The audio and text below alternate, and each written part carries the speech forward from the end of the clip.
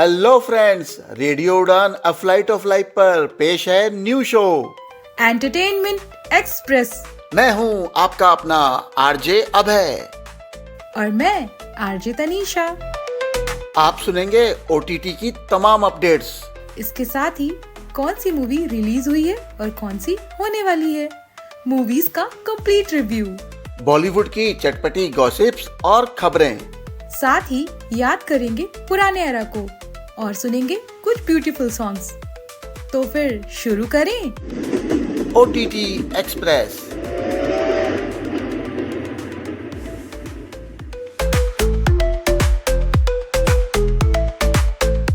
पिछले हफ्ते नेटफ्लिक्स पर रिलीज हुई है धर्मा प्रोडक्शन और प्रोड्यूसर करण जौहर की रोमांटिक कॉमेडी फिल्म सनी संस्कारी की तुलसी कुमारी, जिसके डायरेक्टर है शशांक खेतान, जिन्होंने इसके पहले हमटी शर्मा की दुल्हनिया और धड़क जैसी सुपरहिट फिल्मों का भी निर्देशन किया है।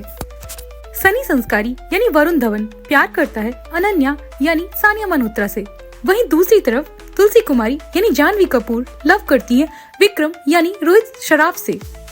इनका ब्रेकअप हो जाता है और विक्रम और सानिया एक दूसरे से शादी करने वाले होते हैं, लेकिन सनी और तुलसी को बहुत बुरा लगता है, इसलिए सनी और तुलसी पहुंच जाते हैं उनकी शादी तोड़वाने के लिए। वहाँ सनी और तुलसी एक दूसरे से प्यार का नाटक करते हैं, जिससे विक्रम और सानिया को जलन होती है, लेकिन वो दोनों कुछ नहीं कर पाते हैं। मनीष पॉल है वेडिंग प्लानर कुक्कू के रोल में, जिन्होंने फिल्म में खूब हंसाया है। अक्षय ओबेरॉय विक्रम के बड़े भाई परम के रोल में है, जो हमेशा गुस्से में ही रहते हैं। अभिनव शर्मा है वरुण धवन के दोस्त बंटू के रोल में। प्राजक्ता कोहली का स्पेशल अपीयरेंस है डिम्पल के रोल में। विक्रम और सानिया की शादी तुड़वाते तुड़वाते ही सनी और तुलसी को एक दूसरे से प्यार हो जाता है। क्या सनी और तुलसी विक्रम और सानिया की शादी तुड़वा पाते हैं? किसकी शादी किससे होती है, यही दिखाया गया है कॉमेडी अंदाज में। फिल्म के 2-3 गाने बहुत अच्छे हैं। फिल्म के कुछ सीक्वेंस ऐसे हैं जिसमें आपको बहुत हंसी आती है। कुल मिलाकर ये एक एंटरटेनिंग मूवी है। 2 अक्टूबर को ये सिनेमाघरों में रिलीज की गई थी। इसकी फुल लेंथ 2 घंटे 15 मिनट है और इसका ऑडियो डिस्क्रिप्शन अवेलेबल है। तो आइए सुन लेते हैं इसका ट्रेलर। नेटफ्लिक्स पर Telugu film the girlfriend Hindi dubbing और हिंदी ऑडियो डिस्क्रिप्शन के साथ रिलीज हुई है। इस फिल्म की ड्यूरेशन है 2 आवर 20 मिनट। इसके डायरेक्टर हैं राहुल रविंद्रन। इसके मुख्य कलाकार हैं रश्मिका मंदाना, दीक्षित शेट्टी, अनु अमेनुअल, राव रमेश और रोहिणी। अगर इस फिल्म की स्टोरी की बात करें तो रश्मिका मंदाना है कॉलेज में और उनके बॉयफ्रेंड हैं दीक्षित शेट्टी। सब कुछ ठीक चल रहा होता है, लेकिन रश्मिका को ऐसा महसूस होने लगता है कि उनका रिलेशनशिप टॉक्सिक होता जा रहा है और दीक्षित उनके ऊपर कुछ ज़्यादा ही रेस्ट्रिक्शंस लगा रहे हैं। हर बात में टोकना और ओवर पजेसिव होना उनकी आदत बन गई है। फिर एंट्री होती है एक शख्स की और लव ट्रायंगल शुरू हो जाता है। फिर आगे क्या होता है वो तो आप फिल्म में ही देखेंगे। ये फिल्म 7 नवंबर को ही थिएटर में रिलीज हुई थी और बहुत ही एवरेज साबित हुई थी। सुन लेते हैं द गर्लफ्रेंड फिल्म का ट्रेलर। एक तरफा प्यार की ताकत इतनी गहरी, जब जिंदा हो तब सुकून और जब ना रहा तब जुनून। वेब सीरीज जिद्दी इश्क एक रोमांटिक प्रतिशोध की कहानी प्रस्तुत करती है, जो जुनून, विश्वासघात और भावनात्मक उथल पुथल की एक झलक देती है। ये जियो हॉटस्टार पर 21 नवंबर 2025 को रिलीज हुई है। इस सीरीज में अदिति पोहंकर, परमवर चट्टोपाध्याय, सुमित व्यास, बरखा बिस्ट और रिया सेन मुख्य भूमिकाओं में हैं। इसकी डायरेक्टर है राज चक्रवर्ती। जिद्दी इश्क एक बंगाली पृष्ठभूमि पर आधारित वेब सीरीज है और ये एक मेहुल नाम की युवती की कहानी है, जिसका शेखर दा के प्रति गहरा लगाव उनकी मृत्यु के बाद जुनून में बदल जाता है। जब उनकी मौत को आत्महत्या करार दिया जाता है तो मेहुल इस बात पर यकीन करने से इनकार कर देती है और सच्चाई को उजागर करने के लिए एक यात्रा पर निकल पड़ती है, जो प्रेम, विश्वासघात और बदले के काले रहस्यों को उजागर करती है। इस वेब सीरीज में आधे घंटे के 7 एपिसोड अवेलेबल है और इसमें ऑडियो डिस्क्रिप्शन भी है। नेटफ्लिक्स पर एक तमिल फिल्म भी रिलीज हुई है, स्टीफन। इसमें हिंदी डबिंग और हिंदी ऑडियो डिस्क्रिप्शन अवेलेबल है। ये एक नेटफ्लिक्स ओरिजिनल फिल्म है। इस फिल्म के डायरेक्टर हैं मिथुन और इसकी स्टार कास्ट है गोमती शंकर, माइकल थंगादुरई और स्मृति वेंकट। ये एक बहुत ही इंटरेस्टिंग साइको थ्रिलर मूवी है। ये कहानी है स्टीफन की, जिसका रोल प्ले किया है गोमती शंकर ने। वो एक सीरियल किलर है और उसने 9 लड़कियों का खून किया है, लेकिन उसके बाद वो पुलिस स्टेशन में सरेंडर करने चला जाता है। अब पुलिस इंटेरोगेट कर रही है कि उसने ये खून क्यों किए और कैसे किए। फिल्म में लगातार ट्विस्ट और टर्न्स आते रहते हैं जो आपको बांधे रखते हैं। हालांकि फिल्म बहुत ही सिंपल है, लेकिन फिर भी आपका इंटरेस्ट लगातार बना रहता है। इस फिल्म की लेंथ है 2 घंटे। सुन लेते हैं इसी फिल्म का ट्रेलर। नेटफ्लिक्स पर नॉर्वेजियन लैंग्वेज की एक फिल्म रिलीज हुई है, द ट्रोल। इसके 2 पार्ट हैं।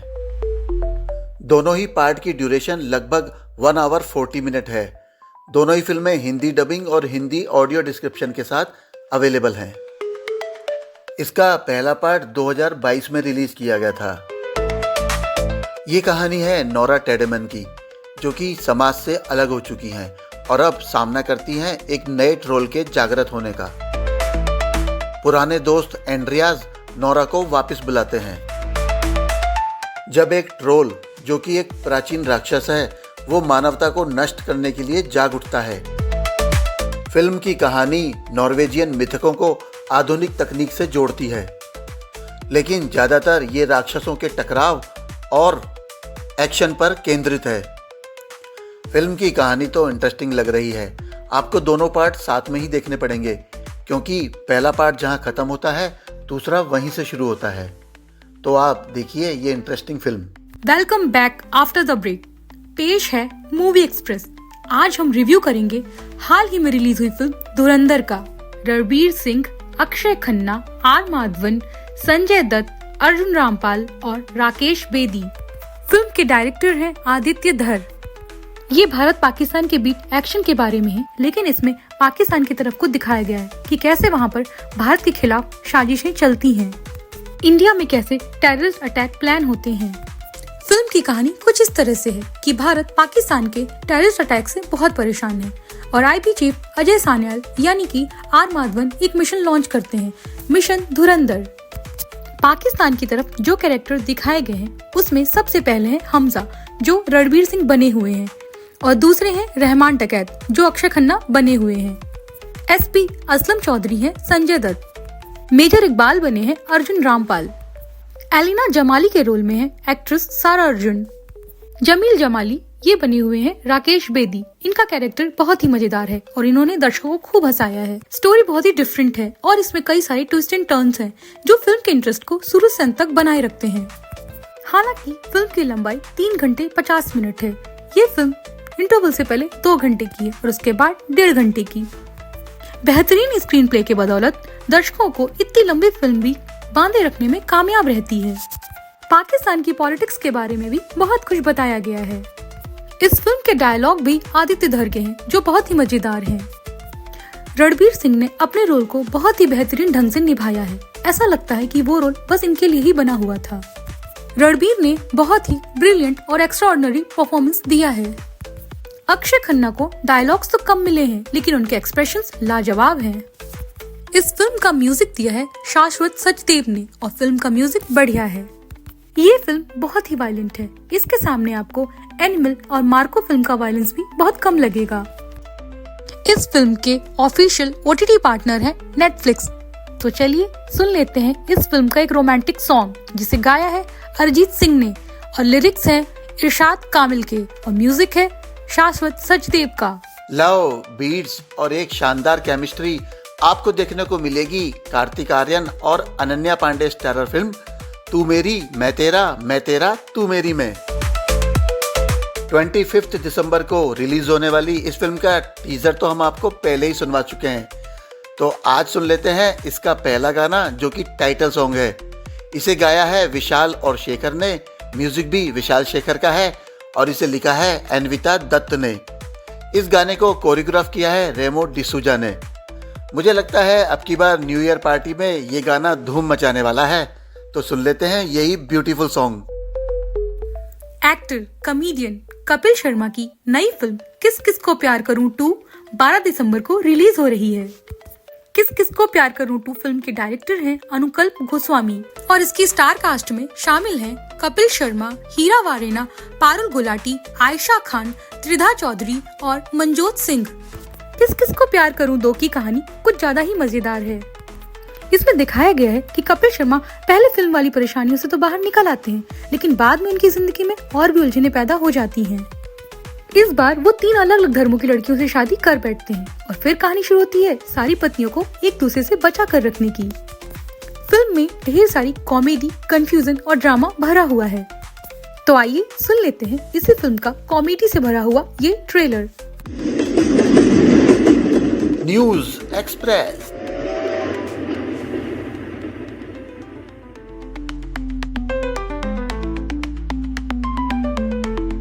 कभी कभी किलर को पकड़ने के लिए किलर की ही मदद लेनी पड़ती है।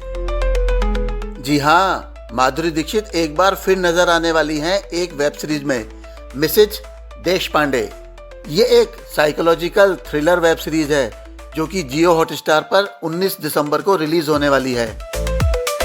इसकी कहानी है एक महिला पुलिसकर्मी की जो कि जेल में बंद है और वो हेल्प करती है पुलिस की एक सीरियल किलर को पकड़ने के लिए। खास बात यह है कि ये वेब सीरीज एक फ्रेंच वेब सीरीज की रीमेक है। स्टार कास्ट की बात करें तो इसमें माधुरी दीक्षित के अलावा प्रियांशु चटर्जी, सिद्धार्थ चांदेकर, केविन दवे और अर्जुन पांडे भी नजर आएंगे। इसके डायरेक्टर है नागेश कुकनूर, जिन्होंने इससे पहले सिटी ऑफ ड्रीम्स नाम की एक सक्सेसफुल वेब सीरीज का भी निर्माण किया था। आपको तो याद ही होगा, माधुरी दीक्षित इससे पहले नेटफ्लिक्स की द फेम गेम में भी नजर आई थी। तो आइए सुन लेते हैं इसका ट्रेलर। अब जान लेते हैं बॉलीवुड सेलिब्रिटीज के बर्थडेज के बारे में। 9 दिसंबर को जन्मदिन था दिया मिर्जा का।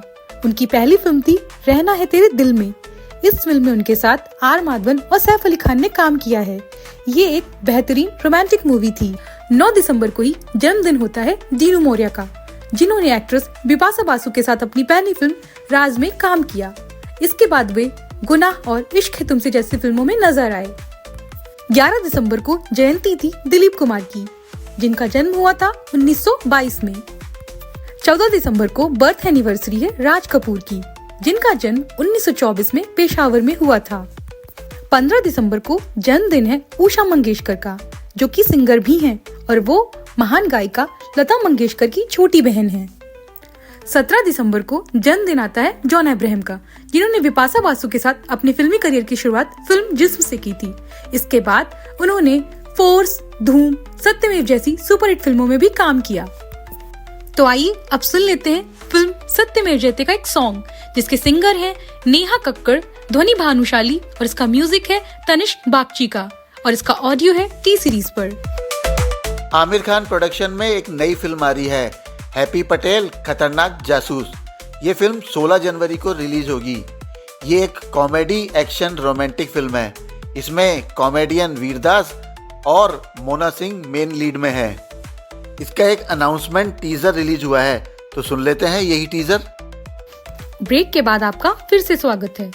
आज क्लासिक एक्सप्रेस में हमारी फिल्म है 5 दिसंबर 1969 को रिलीज हुई ब्लॉकबस्टर फिल्म दो रास्ते।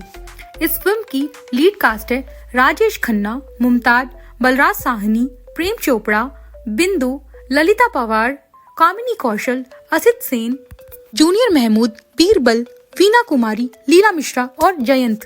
फिल्म के प्रोड्यूसर डायरेक्टर थे राज खोसला, जो इससे पहले सुनील दत्त की मेरा साया और मनोज कुमार की सुपरहिट फिल्म वो कौन थी बना चुके थे। संगीत था लक्ष्मीकांत प्यारेलाल का और गीत लिखे थे आनंद बख्शी ने। ये एक फैमिली ड्रामा फिल्म है।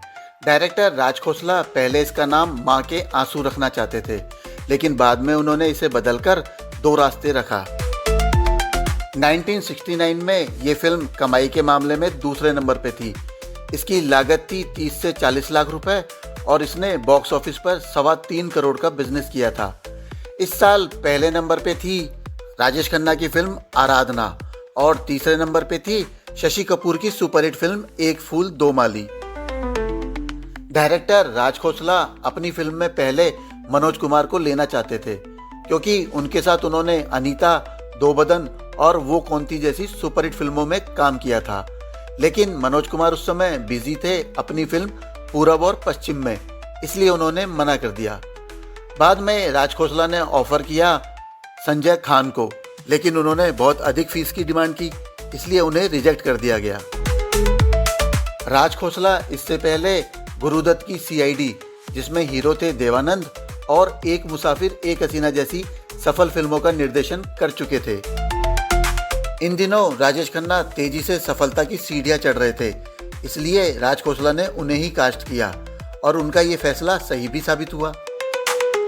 फिल्म दो रास्ते के कई सीन में राजेश खन्ना बढ़ी हुई दाढ़ी में नजर आते हैं, क्योंकि उन्हीं दिनों वो बीआर चोपड़ा की फिल्म इत्तेफाक में भी काम कर रहे थे, जिसमें उनका यही लुक था। फिल्म दो रास्ते की कहानी लिखी थी चंद्रकांत काकोडकर ने। ये मराठी के उपन्यासकार थे और इनके लिखे उपन्यास नीलांबरी पर ही ये फिल्म बनाई गई थी। नीलांबरी नाम रखा गया था इसके मुख्य पात्र नीला पर, जिसका कैरेक्टर प्ले किया फिल्म में बिंदु ने। बिंदु म्यूजिक डायरेक्टर लक्ष्मीकांत की साली हैं। एक दिन दो रास्ते के गानों की रिकॉर्डिंग चल रही थी, तब बिंदु भी वहां थी। राज खोसला ने उन्हें देखा और अपनी फिल्म के लिए ऑफर किया और बिंदु ने इस रोल को एक्सेप्ट किया। वैसे बिंदु इससे पहले एक फूल चार कांटे, अनपढ़ और आया सावन झुमके जैसी फिल्में कर चुकी थी।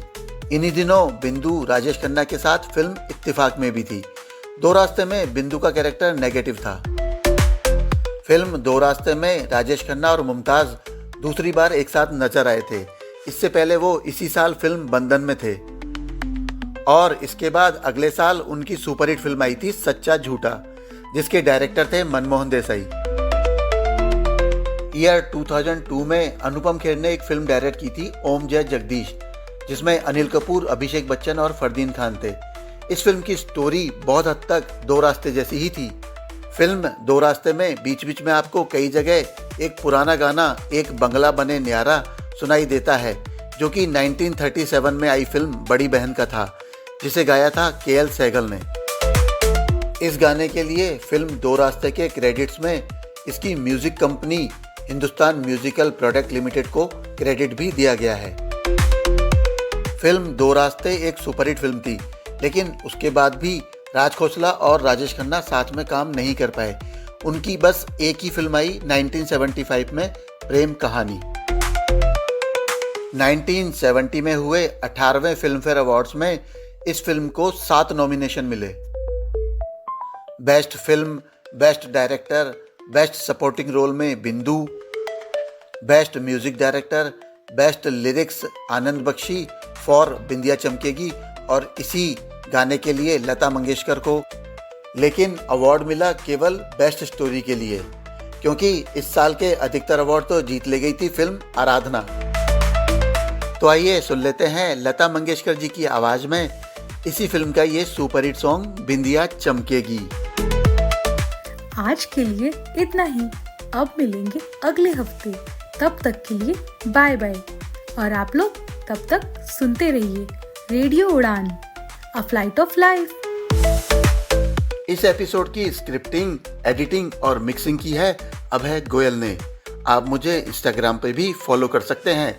मेरा इंस्टा हैंडल है RJABHAY अभय 008।